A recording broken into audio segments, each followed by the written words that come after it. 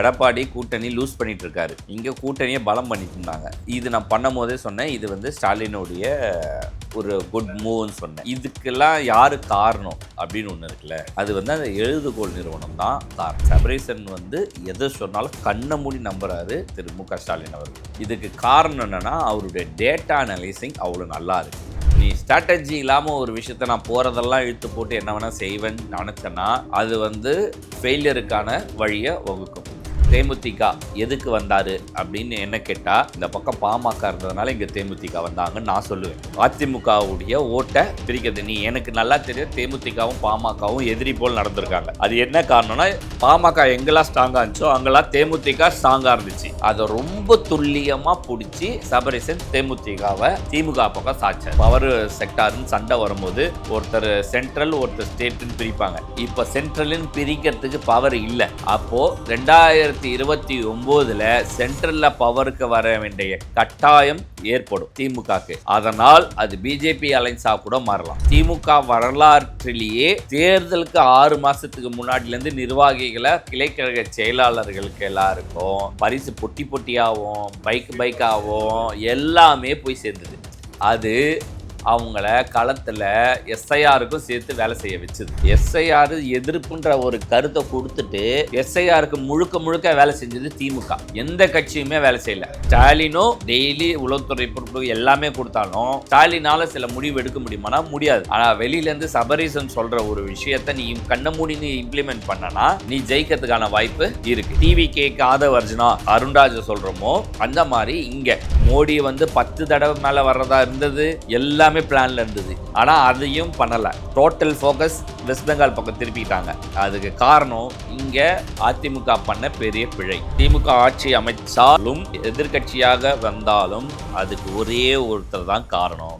Master mind, strategist Sabareesan. No Stalin, no Udhayanidhi Stalin, no other person. The one and only Sabareesan sir தான். மென்டாரை first fix பண்ண சொல்லுவேன். அந்த மென்டார் உனக்கு கீழே இருக்கலாம் கூட இருக்கலாம், உனக்கு மேலே இருக்கணும் இருக்கலாம். ஆனால் சொல்ற மென்டார் சுயநலம் இல்லாமல் சொல்லணும். இவன் சொல்லிட்டா இவன் வளர்ந்துருவான்.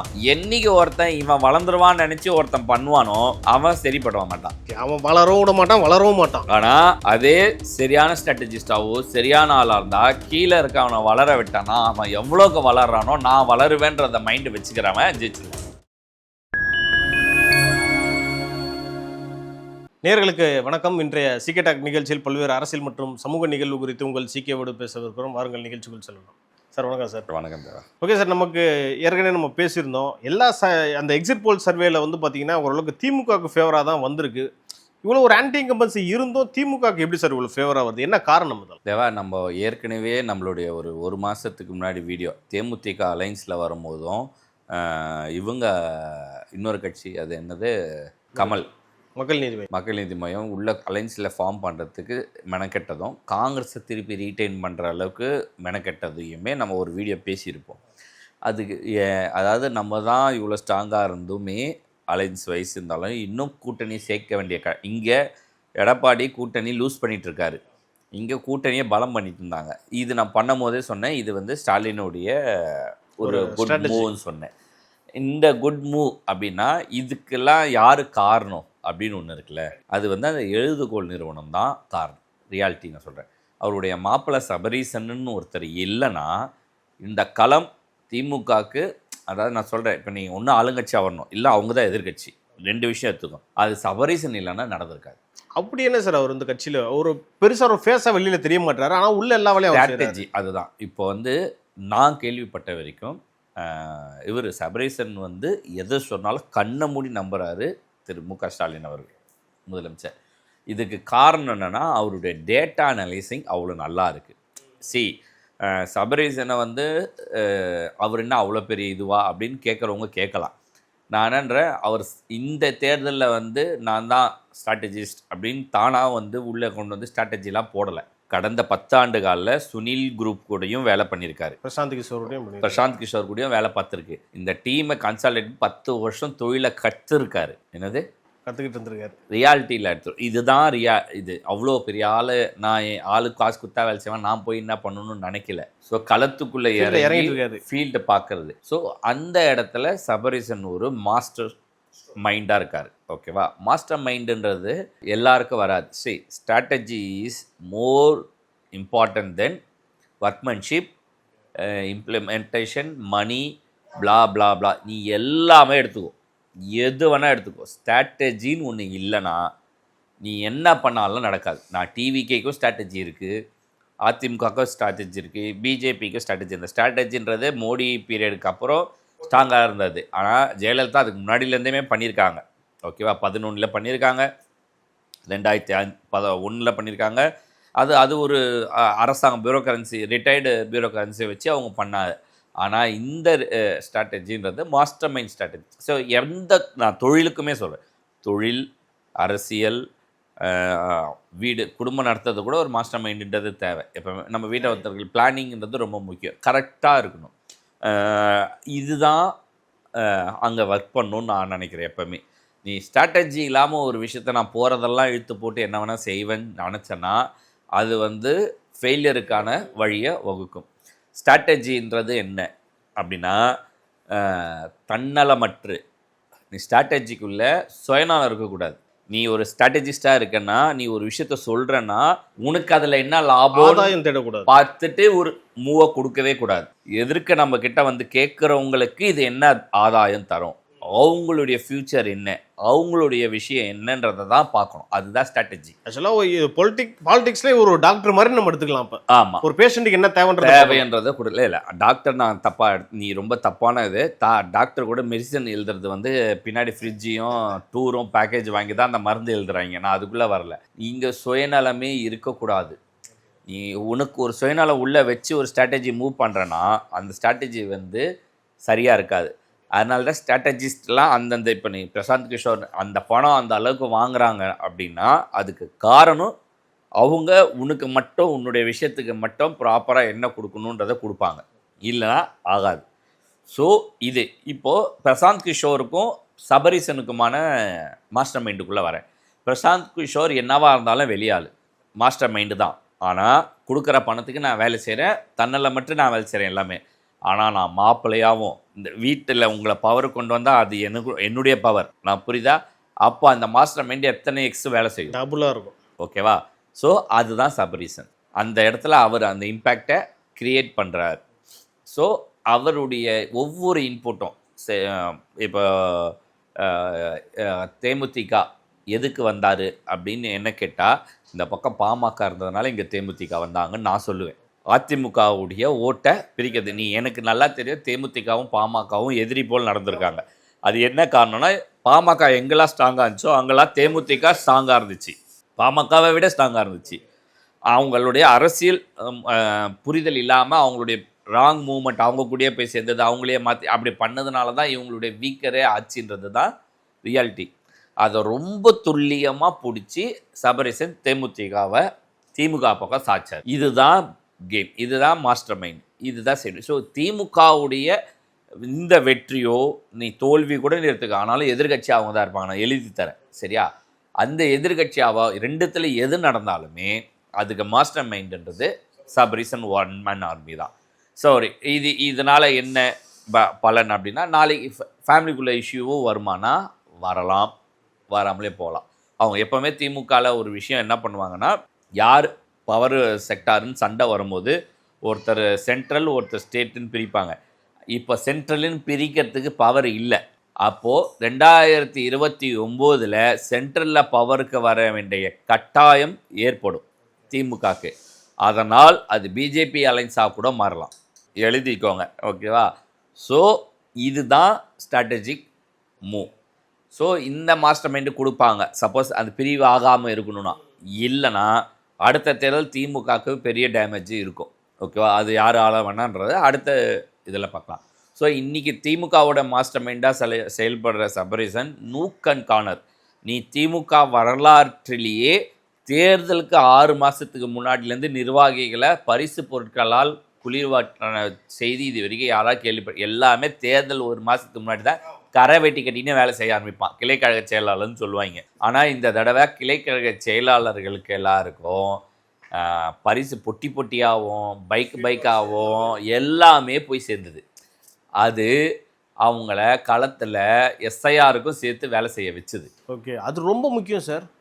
அதான் சொல்கிறேன், இந்த மூவ் இது வரைக்கும் எந்த கட்சியுமே பண்ணலை. அப்போ எனக்கு இங்கே என்ன கேள்வி வருதுன்னா, அந்த எஸ்ஐஆரோட இம்பார்ட்டன்ஸ் அப்போவே சபரீசன் புரிஞ்சிருக்காங்கண்ணா. நான் திருப்பி சொல்கிறேன், எஸ்ஐஆர் எதிர்ப்புன்ற ஒரு கருத்தை கொடுத்துட்டு எஸ்ஐஆருக்கு முழுக்க முழுக்க வேலை செஞ்சது திமுக. எந்த கட்சியுமே வேலை செய்யலை. டிவிக்கே கூட அறிக்கை விட்டாங்க, நீங்கள் இதை வந்து சரி பண்ணிக்கோ, உங்கள் ஓட்டு பறி போகிறதா இல்லையான்னு. இவங்க இறங்கி வேலை செஞ்சாங்க.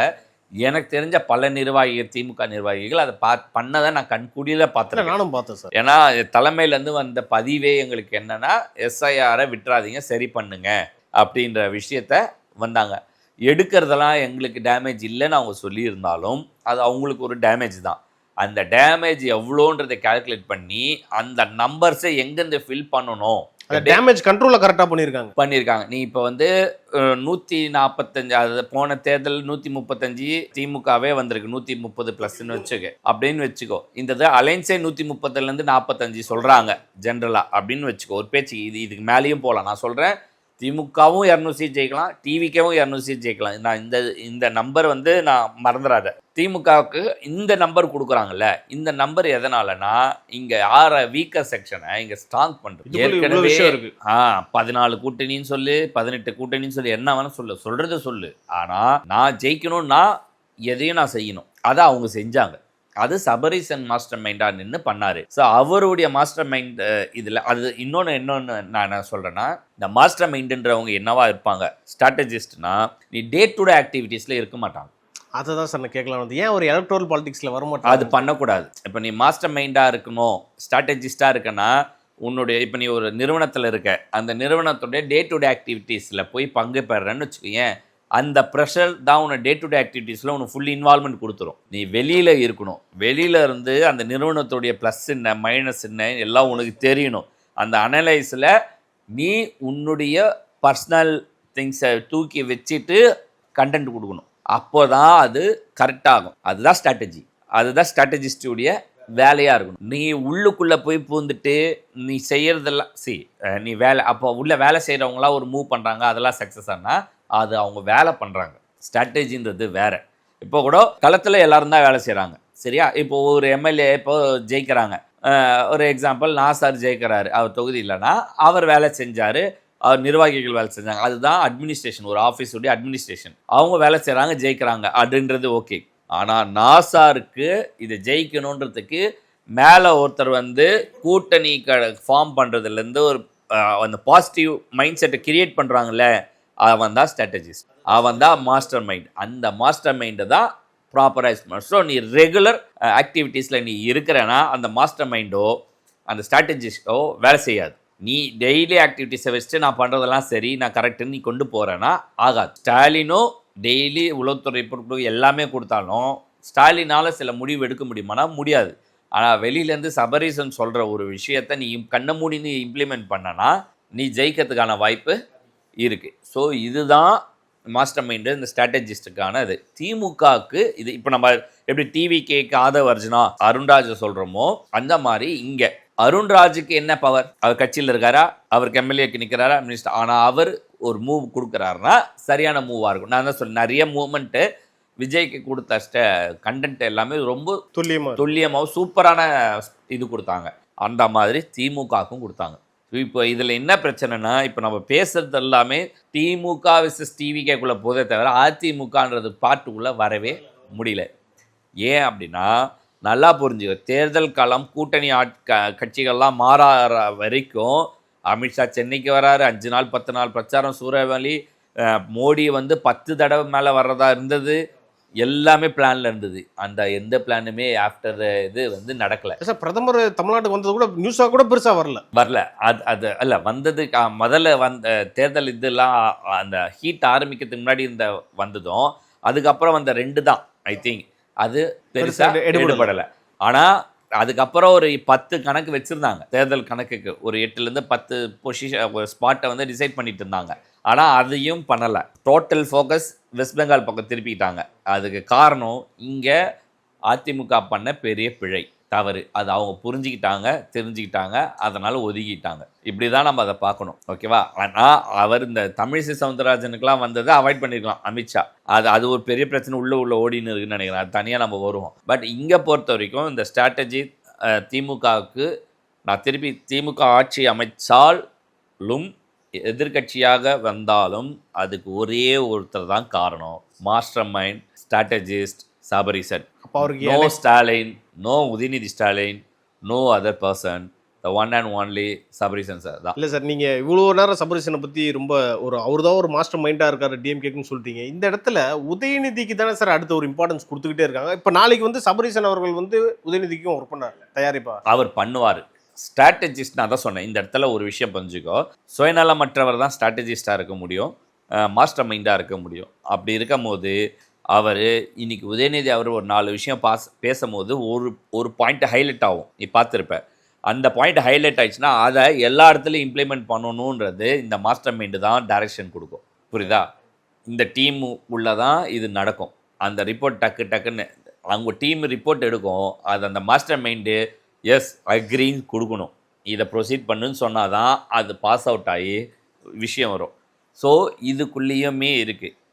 என் பாயிண்ட்டு சுயநலம் இல்லாமல் சபரீசன் செயல்படுவார் மாஸ்டர் மைண்டாக மட்டுமே இருக்கிற வரைக்கும். அதை தான் அவரு விரும்புகிறாருன்றீங்களா? விரும்பலாம், பவரும் எதிர்பார்க்கலாம். நீ சொல்ல முடியாது. பவர் வந்து மோர் தென் எவ்ரிதிங். இன்னைக்கு களம் இதுதான், சுயநலமற்று இதுவாக இருக்கிறது.